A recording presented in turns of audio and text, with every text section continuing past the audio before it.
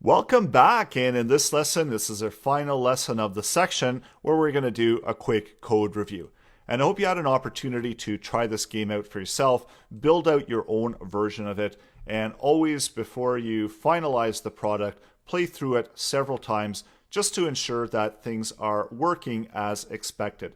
And as you can see, I'm fairly satisfied with the way that this game runs. And whenever I do the collision, then we run and we get game over, and we also get our score. So everything that we set out is in place. So we can do a final code review now. First, we came into this application. We added in a bit of styling to present the game in a better style format. So that was all of this was just typical CSS styling, and this isn't necessary for the gameplay. As you know, that we started, the original cars were just squares, and then we've been updating them throughout the gameplay. So again, this is optional, and you can make your own version of how these cars look. Coming into the HTML, we didn't have a whole lot of HTML. We tried to keep it to a minimal and tried to do as much as possible with JavaScript. So we set up an element for score, we set up an element for our game, and then we had two different screens. So we've got our start screen, which is this red box here, which gives us some instructions and also tells the player what to do and how to start the game. And then we have our main game area. So this is where all of the magic happens and how we generate out all of our content within our JavaScript. We came into the JavaScript creating some objects that connected to the elements, to our HTML elements. So that made it really easy to connect to those and attach all of the different functionality that we needed and the interactive and dynamic content. We also needed to set up a few objects. So we've got one for the player, which tracks the speed and the score. We can also add in other values if needed, because it is an object. And using objects keeps it nice and neat within one package so that you can really easily access it, and it makes a lot more sense when you're adding it into the code. Also for the keys, so we generated another object for the keys. By default, we set them all to false, and these were all of the 4 different keys that we're tracking. So we wanted movement for up, down, right, and left. So we needed to also track those if they've been pressed and if they've been released, and take the appropriate function within our gameplay for that. We needed to add in a few event listeners. So one of the event listeners that we added in, we wanted a click start in order to start the game. So that adds that functionality to that start screen. As well as for the keys, we needed 2 functions. We needed one function that tracks when the player presses a key down, another one when the player presses a key up. And going into our object, we set up those keys tracking what the keys were set as.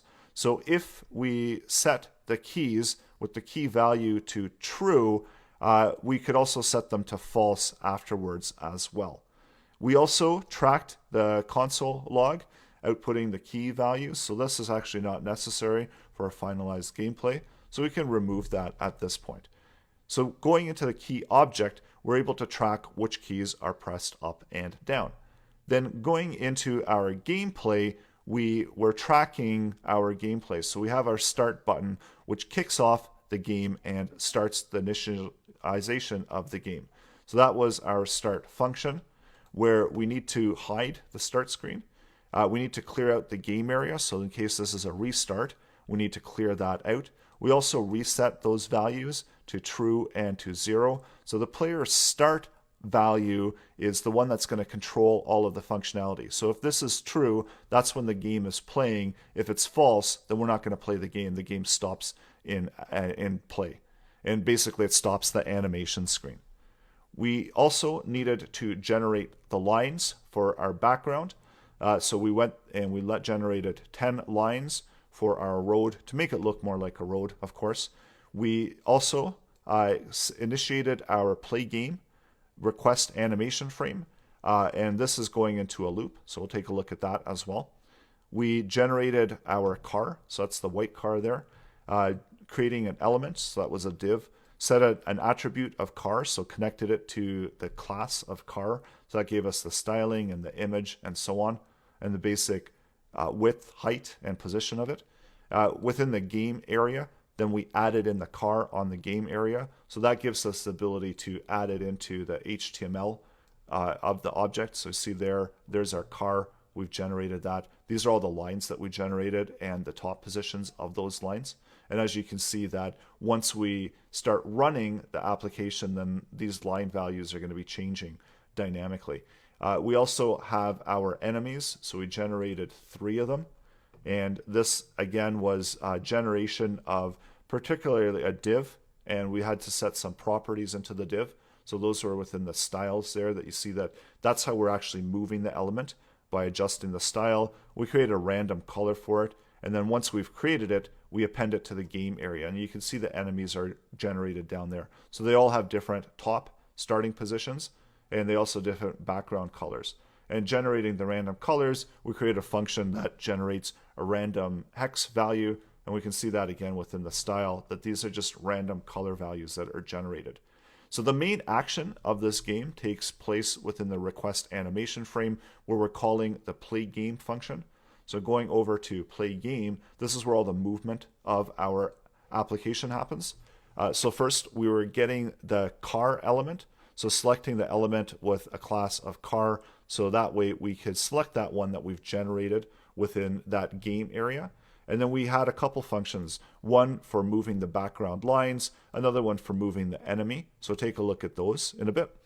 We got the road bounding area. So that was so that we could use that for top and bottom. We could have also generated these values as well for the road, the top and the bottom.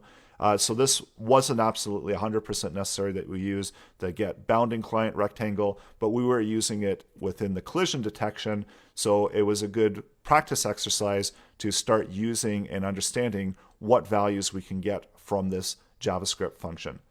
Down here is where we're checking to see if the player start is functioning, and if it is, then we attach with the arrow keys what's going to happen using and updating a value that's contained within the element object, so a y and an x, and then taking those x and y values, and this is where we were updating the style in order to match it with whatever the x and y position was. Because it's a lot easier to update the x and y position. We could, of course, have calculated out moving the left and top, but then we'd have to do it multiple times. So this way was a little bit cleaner.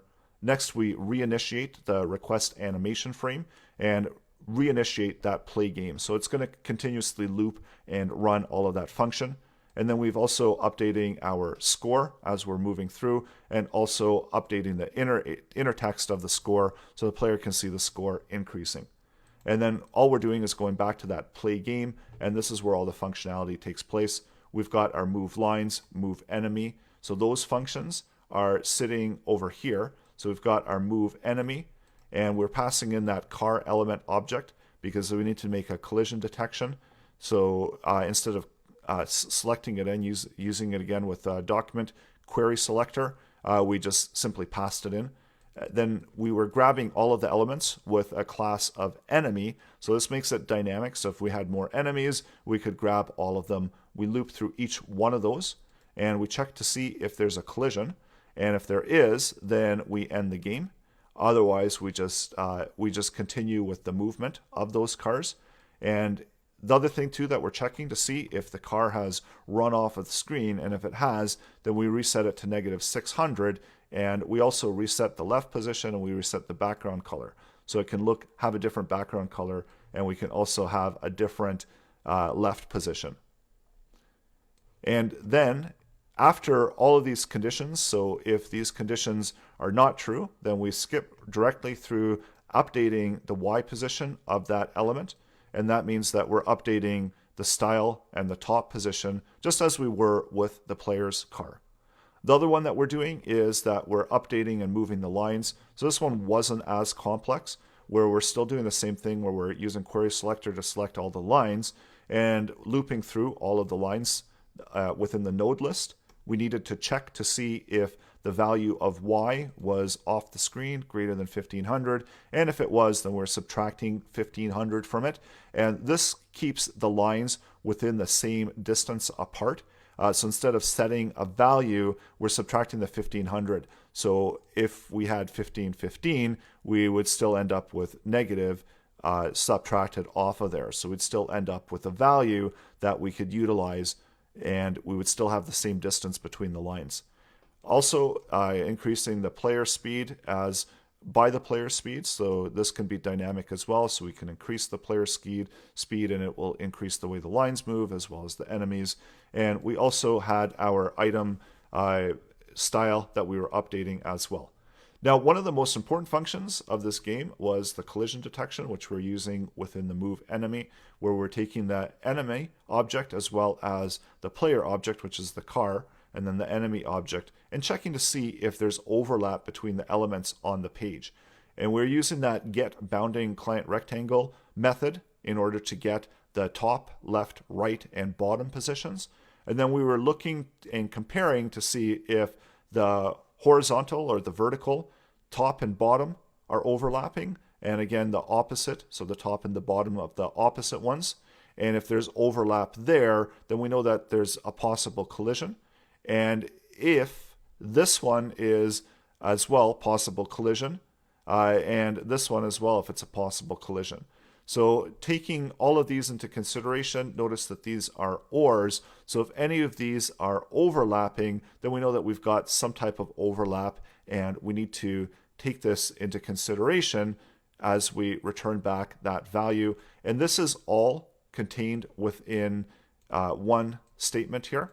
And if there is any overlap, then by default, we're toggling that value from false to true and returning back a value of true. And that means that we do have a collision between the elements. And then we do the end game functionality.